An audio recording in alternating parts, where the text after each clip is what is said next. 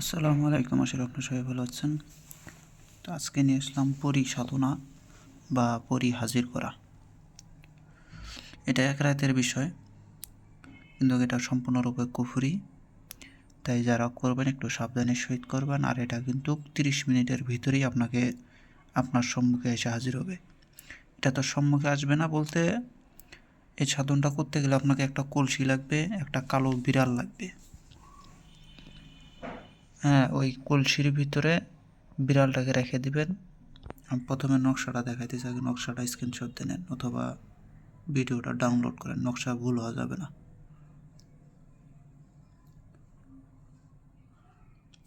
এগুলো আমার আরও ছোট থাকতে লিখছিলাম, যার কারণে লেখাগুলো এরকম।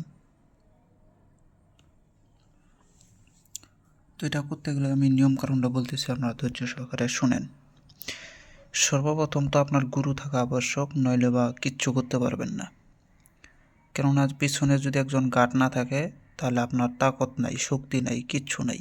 যেমন একটা ছেলের পিছনে তার পিতামাতা গার্ড থাকে, বিপদ আপদে পড়লে আগে পিতামাতাই যায়। ঠিক তেমনি যদি আপনি এই লাইনের ভিতরে থাকেন তাহলে আপনার এই লাইনের একটা গুরু থাকা আবশ্যক। যদি গুরু না থাকে তাহলে আপনাকে পথটাও কেউ দেখাবে না, সঠিক পথ কেউ বলবেও না। সাধন ভোজনের সঠিক যে পথ আছে সেটা আপনাকে কখনোই জানতে পারবেন না। তো দেখেন, এই কাজ করতে গেলে সর্বপ্রথম অমাবস্যা রাত্রেবেলা একটা কালো বিড়াল আগে জোগাড় করে রেখে দেবেন। রাখার পরে অমাবস্যা রাত্রেবেলা এই নকশাটা একটা অঙ্কন করবেন। সেটা কোনো কাপড়ের ভিতরে, সাদা কোনো কাপড়ের ভিতরে এই নকশাটা অঙ্কন করবেন বড় করে। অঙ্কন করার পরে ওই কাপড়টাকে ওই সামনে, কিন্তু এটা কিন্তু পশ্চিম দিকে মুখ করতে হবে। সামনে আগরবাতি, মোমবাতি, আতর এগুলো লাগাই নেবেন। সামনে কলসিটা রাখবেন, বড় দেখে কলসি নেবেন। ওই কলসির ভিতরে কলসিটা সামনে রাখবেন। আপনি পশ্চিম দিকে মুখ বসবেন, শরীর বন্ধ থাকবে। গুন্ডি দিয়ে নেবেন, গুরুকে স্মরণ করবেন, গুরুর দেওয়া বীজ মন্ত্র জপ করবেন, তারপর এই সাধনাগুলো করবেন। তো এটা করার পরে দেখবেন ওই কলসি সামনে রাখছেন, ওই কলসির ভিতরে এই যে কালো বিড়াল যে আগে থেকে জোগাড় করে রাখছেন, এই কালো বিড়ালের ভিতরে এই নকশাওয়ালা যে কাপড়টা আছে এটা কালো বিড়ালের শরীরের সাথে জড়াইয়া দেবেন, জড়াইয়া বাইন্ধা দেবেন আস্তে করে। বাইন্ধা দেওয়ার পরে ওই কালো বিড়ালটাকে কলসির ভিতরে ঢুকাই দেবেন, ঢুকাই দিয়ে মুখটা মেরে দেবেন। মুখ মেরে দেওয়ার পরে ওর উপর একটা লাল কাপড় অথবা কালা কাপড় জড়াইয়া দেবেন কলসিটার উপরে।